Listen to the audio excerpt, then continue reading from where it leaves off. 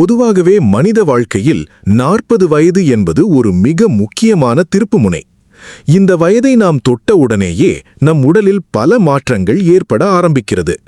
முன்போல சுறுசுறுப்பாக வேலை செய்ய முடியாமல் போவது, உடலின் பல இடங்களில் திடீர் வலிகள் ஏற்படுவது, தூக்கமின்மை மற்றும் சின்ன சின்ன விஷயங்களுக்கு கூட அதிக மன உளைச்சல் ஏற்படுவது என பல பிரச்சனைகளை நாம் சந்திக்கிறோம். இதில் மிக முக்கியமான ஒரு பிரச்சனை நம் உடலின் ஆதாரமாக விளங்கும் எலும்புகளின் பலவீனம்தான்.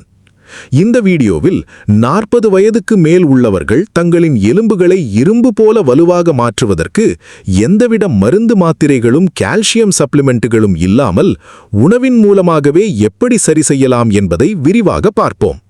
நம் எலும்புகளை ஸ்ட்ராங்காக மாற்ற முதலில் நாம் எடுத்துக்கொள்ள வேண்டியது சிறிய வகை மீன்கள்தான்.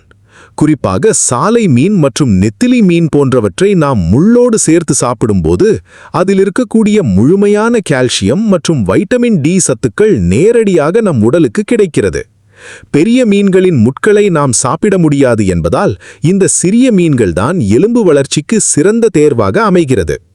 அடுத்ததாக பால் மற்றும் பால் சார்ந்த பொருட்களான தயிர், வெண்ணெய், நெய், சீஸ் போன்றவற்றை தினமும் உணவில் சேர்க்க வேண்டும். இதில் கால்சியம் மற்றும் புரத சத்துக்கள் கொட்டி கிடப்பதால் இவை பற்களையும் எலும்புகளையும் அடியிலிருந்து பலப்படுத்துகிறது. மூன்றாவதாக நாம் தினமும் எடுத்துக்கொள்ள வேண்டியது முழு முட்டைதான். முட்டையின் வெள்ளைக்கரு மற்றும் மஞ்சள் கரு இரண்டிலுமே கால்சியம் மற்றும் வைட்டமின் டி அதிக அளவில் உள்ளது. வைட்டமின் டி இருந்தால் மட்டுமே நாம் சாப்பிடும் உணவில் உள்ள கால்சியத்தை உடல் சரியாக உறிஞ்ச முடியும். இல்லையெனில் கால்சியம் இரத்தத்தில் வீணாக போய்விடும். நான்காவதாக முருங்கைக்கீரை, அகத்திக்கீரை, பசலைக்கீரை போன்ற கீரை வகைகளை அதிகம் சாப்பிட வேண்டும்.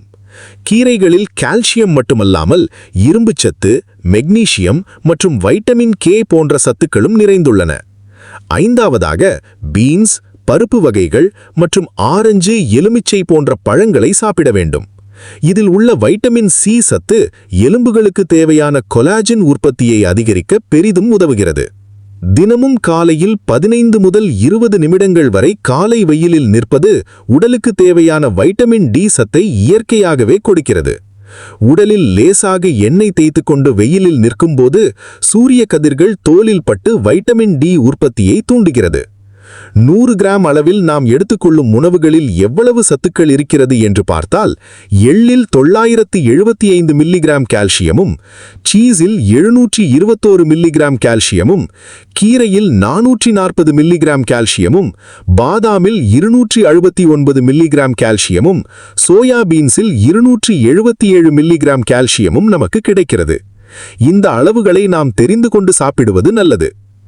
40 வயதை அடைந்தவர்கள் தேவையற்ற மருத்துவ செலவுகளையும் மருந்து மாத்திரைகளையும் தவிர்ப்பதற்கு தினமும் இந்த ஆரோக்கியமான உணவுகளை கொஞ்சம் கொஞ்சமாக தங்களது டயட்டில் சேர்த்து வர வேண்டும். தேவையில்லாமல் மருத்துவமனைக்கு சென்று பில் கட்டுவதை விட ஆரோக்கியமான உணவிற்காக செலவு செய்வது நம் உடலுக்கும் நல்லது. இந்த பயனுள்ள தகவல்களை உங்களது நண்பர்கள் மற்றும் குடும்பத்தினருக்கு மறக்காமல் பகிர்ந்து கொள்ளுங்கள். இந்த வீடியோ குறித்த உங்களது சந்தேகங்களை கீழே கமெண்டில் கேளுங்கள். மேலும் இதுபோன்ற பயனுள்ள ஆரோக்கிய தகவல்களை தெரிந்து கொள்ள நமது சேனலை சப்ஸ்கிரைப் செய்யுங்கள். நன்றி, வணக்கம்.